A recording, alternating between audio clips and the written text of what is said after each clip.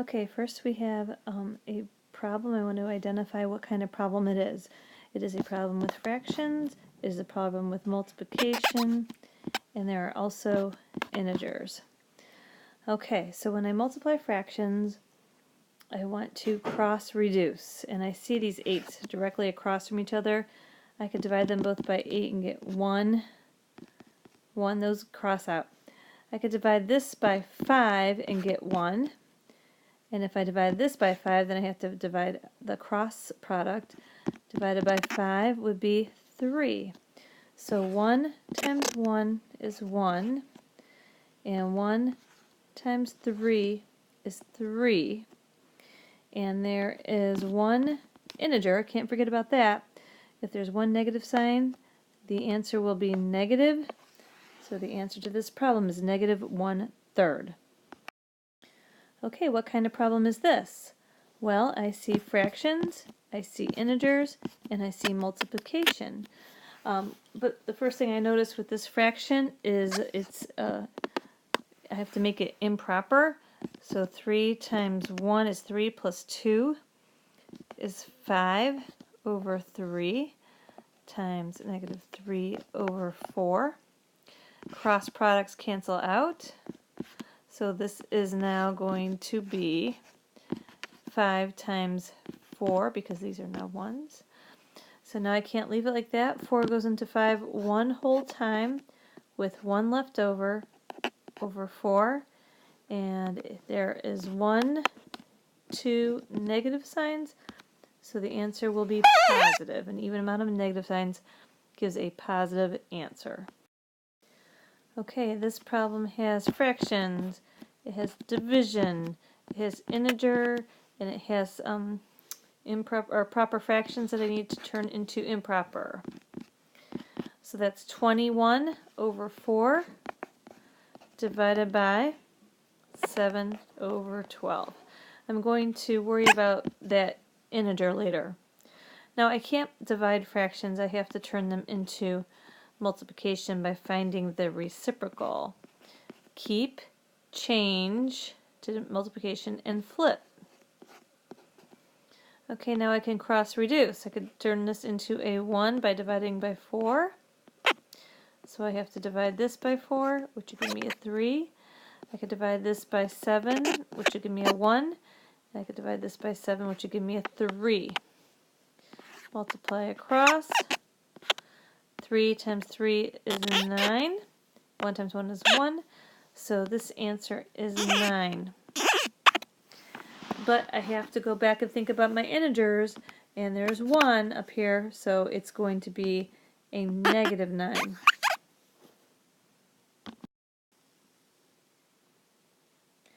This kind of problem is a multiplication of fractions. No, division, fractions, integers. Don't forget, with division I have to find the reciprocal, and I have to turn it into m over n form. So there's really 1, 2, 3, 4, 5 steps in this process. Okay, so let's look. Let's do this first. That's 24 over 5. And this is 4 over 3. And it's division, but I'm going to have to change that into multiplication by finding the reciprocal.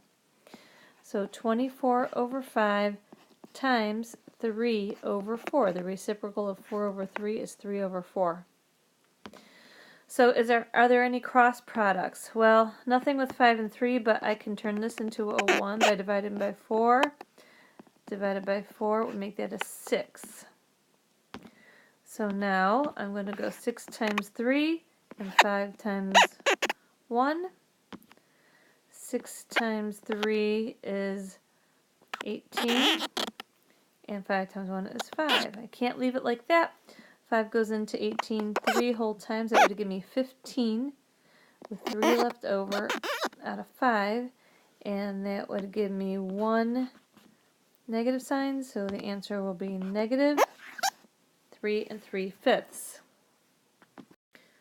Oh man, what kind of problem is this? This is crazy looking. Well, I see fractions, I see integers, This right here means division. Okay, here we go. Let's look at this. We could do this. First of all, I'm going to rewrite it horizontally. -2/5 divided by 8/15. Negative. I'm going to worry about the negatives later. Let's just do it this way. Can I cross product anything? Yes. Well, no, wait. I can't divide fractions. So I have to keep, change, flip. Find the reciprocal. Now I see some cross products. I can divide this by 5 and get a 1. Divide this by 5 and get a 3. I could divide this by 2 and get a 1, and divide this by 2 and get a 4. 1 times 3, 1 times 4. 1 times 3 is 3, 1 times 4 is 4. And there are 1, 2, actually I'm going to look at the original problem. 1, 2 negative signs. If there's 2 negative signs, the answer will be positive. There's my answer. Oh man, why do they keep doing this to us? Ugh. Okay, this is a fraction problem. I have to turn them into m over n form. There's an integer and it's division because there's a fraction bar there. This does not scare me, okay? We're going to continue on. All right, let's do this first. That is going to be 9 plus 1 is 10 over 3 divided by, let's do this, 18, 19, 20 over 9. Do you see how I kind of just flipped it into another division form there? Okay, keep, change, flip. Now I just found the reciprocal there. Okay. Now I'm going to cross reduce. I could turn this into a 1 by dividing it by 3. Divide this by 3 gives me a 3. Divide this by 10 will give me a 1. Divide this by 10 will give me a 2. 1 times 3, 1 times 2. 1 times 3 is 3. 1 times 2 is 2. It's an equal sign right there. I can't leave it improper, so 2 goes into 3 one whole time. 1 left over, and there is 1 negative sign in the original answer, so the answer will be negative 1 1/2. That was a lot of steps. Jeez. Okay. Oh, this looks so easy. Wait a minute. Integers, division. And piece of cake. Okay, now I remember I have to set this up as a division problem. The first number goes underneath. The second number goes on the outside. And when I multiply integers, I just multiply or divide like normal. 7 goes into 9 one whole time. 7, 2. So that could be 1 and 2/7, or, well, I can't leave it as a fraction if it's whole numbers here, but that could be 1 and 2/7, a negative, if I want to keep it that way. Or I could go, I could add a decimal, put a decimal there, add a 0, bring down a 0. 7 goes into 20 2 times, that's 14. That would give me 6. Bring down another 0. 7 goes into 68 times.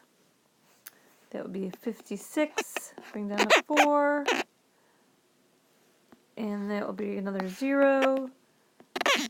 7 goes into 40. 5 times. That would be 35. 5. Okay, hold up. I'm stopping right there. I'm just going to round this to the nearest hundredth. So it's going to be 1.285. The hundredth spot is right there. A 5 does not change or can change an 8. So 1.29. It will be negative because there's 1 negative. Could be that. So this will work. Either one of these answers will work for that. Okay, fractions, division, integers, no problem. Okay, this one, I have nothing to really move around here, so let's keep, change, flip, 6 over 21, find the reciprocal. Okay. These I can take out, divide them both by 2, which will give me 3. Divide this by 2, that would give me an 8. Divide this by 7, that would give me a 1. Divide this by 7, that would give me a 3. 1 times 3 is 3. 8 times 3 is 24. Okay, so now I have 3 24ths. I could still reduce that. Divided by 3, divided by 3, 1/8. And there are 1, 2 negative signs, so it's going to be positive 1/8. And here we go again. I got fractions, I got division, I got integers. I have to change something into m over n form. Okay, so let's rewrite it. -3/4 divided by, let's change this into 9 over 4. Now I have to find the reciprocal times 4 over 9. Ah, this isn't bad. Cross those out. And I could turn this into a 1. I could turn this into a 3 by dividing by 3. 1/3. And there is one negative sign, so the answer is negative. Ah, phew, I got rid of those fractions. Let's go to decimals and multiplication. So I like to set up the problem with the larger value number on top. When I multiply integers, I multiply like normal, and then I'll count the signs at the end. When I multiply decimals, I have to count the decimals at the end. Alright, so let's multiply like normal. 3 times 8, 24. 3 times 4, 12, 13, 14. That would be 0, 0, 0. 4, 4, 1. Now I have to count the decimals. 1, 2. 2 places after decimal. 1, 2. So this answer is 1.44, but I have to look at my integers. I have 1 negative sign. That's an odd amount of negative signs, so the answer is negative. Okay, I got integers, I got decimals, I got multiplication. And the multiplication of decimal rules I have to think about. I take the larger value, put it on top. There we go. Okay, 6 times 9, 54, carry the 5, 12, 13, 14, 15, 16, 17, 174. Done with the 6, bring down the 0. 1 times 9, 9. 1 times 2, 2. 4, 16, 4. Alright, now I have to go back and analyze my places after the decimal. 1, 2. 1, 2. So this answer is 4.64. There is one negative sign, so it's going to be negative 4.64. What kind of problem do we have here? We have integers, we have multiplication, decimals. Alright, let's put the larger value on top. 3.25, 1.7. 7 to 5, 35. 14, 15, 16, 17, 21, 22. Done with that, bring down the 0. 1 times 5 is 5, 1 times 2, 2, 1 times 3, 3. 5, 12, 5, 5. Okay, now I have to count the decimals. 1, 2, 3. 1, 2, 3. Final answer. 5.525. There's 1, 2 negative signs, so it's an even amount of negative signs, so the answer is positive. Okay, what kind of problem do we have here? We have decimals. I see integers. I see multiplication. Let's set up with a larger value on top. Here we go. 4 times 3, 12. Carry the 1, 0, 1, 8. Done with that, bring down a 0. 5 times 3, 15. 5, 1, and 10. 2, 6, 9, 0, 1. 1, 2, 3. 1, 2, 3. Final answer, 0.962. There is 1 negative, so the answer is negative. Okay, I see integers, I see decimals, and I see division. All right, division of decimals. Set it up. The first number goes underneath. 3.6 goes here. Okay, I can't put move the decimal here. I can't leave it there. So it goes right there. All right, how many times does 36 go into 2? 0. 29, 0. 295. That goes in, I believe, 36 times 8, 48. 24, 25, 26, 28. So it goes in 8 whole times. That would give me 288. Now I have to subtract 7. 72. How many times does 36 go into 72? I think it's 2.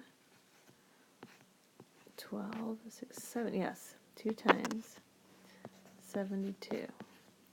Okay, so the answer I got is right there, 8.2. There is 1 negative sign, so it'll be a negative 8.2. Okay, here we go. We got another decimal problem with integers and division. Set it up. The first number goes underneath. Second number outside. I'm going to leave the integers for last. 1, 1. Okay. So 23 does not fit into 1. Does it fit into 10? No. Does it fit into 107? I believe 4 times. 23 times 4. 12, 8, 92. Let's try 6. 23 times 6. 18. Hello, 18. 12, 13. Okay, so that's too big. That's too small. Let's go with 4. So 4, 92, 5, 15. Bring down the 6. 23.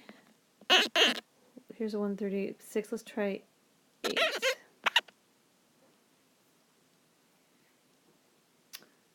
24, 16, 17, 18, 184. Let's go with the 6 here. 6, 138. 16, 5, 4, 1, 8. Bring down the 4. 184 there. That goes with an 8. So 184. Alright, so I got 46.8. There is 1 negative sign, so it'll be negative 46.8. I know I did that fast, but I'm trying to save some. We have integers, we have decimals, we have division. Here we go. Set it up. The first number goes underneath, and this number goes out here. Oops. Okay. Okay, so we have to move the decimal over once, decimal over once. 52 does not fit into 4. 52 does not fit into 40, but it will fit into 405. How many times? 52 times 7 is 14. 35, 36. Let's try 52 times 8. 16, 41. Too big. So it's got to be 7. And 364. Subtract 1, 10, 4, 3, 4. 41. Ooh, look at there's 41 there. Let's put an 8 here. And that would be, bring down that 6, 416. Okay, so that's 7.8. I don't need these zeros. And there are 1, 2 positive signs or negative signs, so the answer is just going to be positive 7.8. And I see division. I see decimals. I do not see integers. Woohoo! Okay, let's set it up. The first number goes underneath. I cannot leave decimals here. I got to move it over twice. Okay. So now I'm going to get 41 does not fit into 9. It does fit into 97 though. How many times? Let's try 2. 41 times 2 is 82. Yep, that'll work. 82. It's 15. Bring down the 5. 155. Let's try 41 times 3. 123. Let's try that. 3, 123, subtract 2, 3. Okay, bring down the 8. Let's go with 41 times 8. 8, 32. Hey, yeah. 328 with an 8. So this answer is 23.8. Positive, because there are no other integers. Alright, I know that was fast, but I just wanted to make sure you kind of followed some steps and thought some things through or listened to it and followed some procedures. Alright, thanks. Bye. Bye. See you tomorrow. Bye.